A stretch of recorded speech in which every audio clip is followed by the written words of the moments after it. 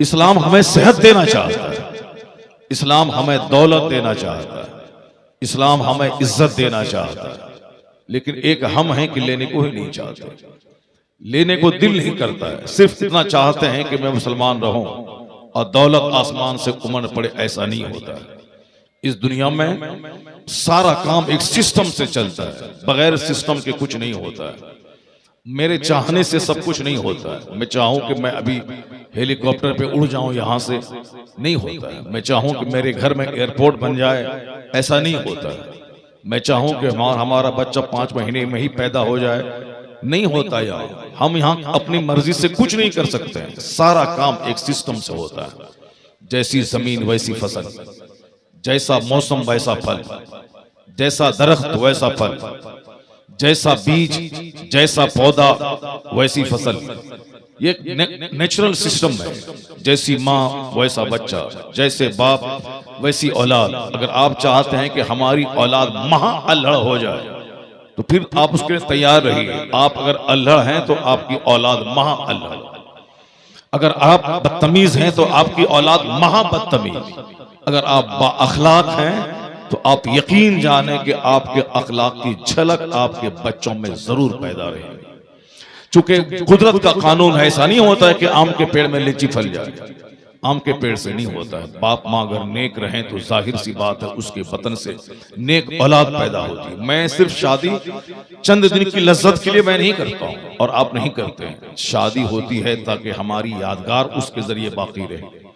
जैसे शादी हो गई, बहुत खूबसूरत लड़की का सिलेक्शन आपने कर लिया, लेकिन 1 साल 2 साल अगर बच्चा न हो तो माँ बाप परेशान हो जाते हैं।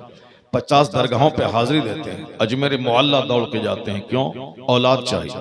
जब औलाद के लिए शादी होती है तो क्या आप चाहते हैं कि औलाद नाकारा हो, औलाद बिल्कुल महापापी हो, औलाद के आज़ा ठीक नहीं रहे, अपाहिज और लूल्हा और लंगड़ा पैदा हो, बदअखलाक पैदा हो? नहीं चाहते। जब नहीं चाहते हैं तो कुदरत का कानून है कि जैसी माँ वैसा बच्चा, जैसी जमीन वैसी फसल।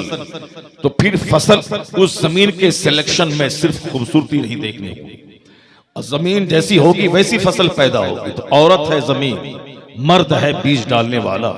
तो जैसी जमीन वैसी फसल। तो जमीन के सिलेक्शन में सिर्फ नाक नहीं देखना होगा, जमीन के सिलेक्शन में सिर्फ रुखसार नहीं देखना होगा, जमीन के सिलेक्शन में सिर्फ रंग नहीं देखना होगा। ये तो आप अपनी लज्जत के लिए ऐसा कर रहे हैं। अगर औलाद प्यारी है कि मेरी औलाद दीनदार पैदा हो, मेरी औलाद मेरी एक पहचान बन जाए, मेरी औलाद समाज का सुधारक बन जाए, मेरी औलाद अपने से दूसरों को फायदा देने वाली पैदा हो, मेरी औलाद सर से लेकर पांव तक अपाहिज नहीं बल्कि सही उल आज़ा पैदा हो, तो उसके लिए लज्जतों का ख्याल नहीं करना पड़ेगा कि नाक लंबी आंख बड़ी चेहरा गोरा रहे। उसके लिए कैरेक्टर का ख्याल करना पड़ेगा कि जिस औरत का मैं सिलेक्शन कर रहा हूं वो औरत सब कुछ है मगर कनीज़े फातिमा है या नहीं है। एक औरत 50 करोड़ का जेवर पहन ले, उस वक्त तक वह खूबसूरत नहीं मानी जाती जब तक कि उसके सर पे हया की चादर न हो। उस वक्त तक वह कोई खूबसूरती काम नहीं देगी। औरतों का सबसे बड़ा जेवर है हया। औरतों का सबसे बड़ा जेवर है उसकी निगाहों का नीचा रहना। औरतों का सबसे बड़ा जेवर है उसके सर से आंचल का नहीं खिसकना। औरतों का सबसे बड़ा जेवर है अपने घर की 4 दीवारी में कैदो बंद बनकर एक जन्नती माहौल घर को देना। औरतों का सबसे बड़ा जेवर है सर से लेके पांव तक सारे आज़ा को अजनबी मर्दों से छुपाना। वो चाहे किराए के घर में रहे, वो चाहे नमक रोटी खाएं, दिन में सिर्फ 1 बार खाना खाएं। दिन में 1 बार खाना खाना ऐब की बात नहीं है। ये तो हम जैसे लुच्चे लफंगे गरीबों का मजाक उड़ाते हैं कि घर में खाने को कुछ नहीं है, अब बहुत बड़ी बड़ी बातें बोल रहे हैं। ये हम जैसे खसीसों और रजीलों की कहानी। मगर अल्लाह के नजदीक वो शख्स काबिल एहतराम है जिसका किरदार सबसे ज्यादा अच्छा है। इन्ना अक्रमकुम इंदल्लाहि अतकाकुम, undoubtedly most respectable near Allah is one who is God fearing person. Allah के नजदीक सबसे ज्यादा काबिल इज्जत वो है जो जितना ज्यादा अल्लाह से डरने वाला है, जिसका दामन जितना गुनाहों से फ्री हो, पाक हो, वो उतना ही ज्यादा अल्लाह के नजदीक इज्जत के काबिल है। भले ही वो किराए के घर में रहे, भले ही वह नमक रोटी खाएं, भले ही वह 2 दिन के बाद 1 दिन सूखी रोटी खाएं पानी में भिगाकर, ये ऐब की बात नहीं है। अगर ऐब की बात होती तो कोई नबी जाहिरी तौर पर गरीब नहीं होते, बल्कि अक्सर अंबिया कराम की जो जाहिरी हालत है वो जाहिरी हालत यही थी कि उनका घर बिल्कुल छोटा, ऐसा कि सर उठाएं तो छत में लग जाए। उनका घर इतना छोटा कि पांव फैलाएं तो उस दीवार में लग जाए और सर इस दीवार में लग जाए। ये उनके घर का आलम था। उनके घर की खुराक का आलम था कि 1-1 महीने तक घर में चूल्हे में आग नहीं सुलगती थी।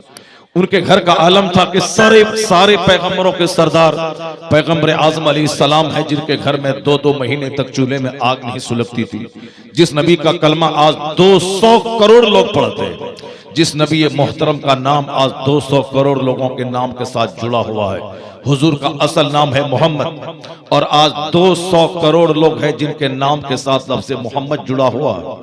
और ये 200 करोड़ मोहम्मदी फौज दुनिया में मौजूद है, जिनके फॉलोवर, जिनके इशारे पे जान हथेली पे लेकर कुर्बान करने वाली फौज, ये मुसलमानों की फौज मौजूद है आज 150 करोड़ से। ये कुदरत का कानून है कि इस्लाम मगलूब होने नहीं आया है, इस्लाम गालिब होने के लिए आया है।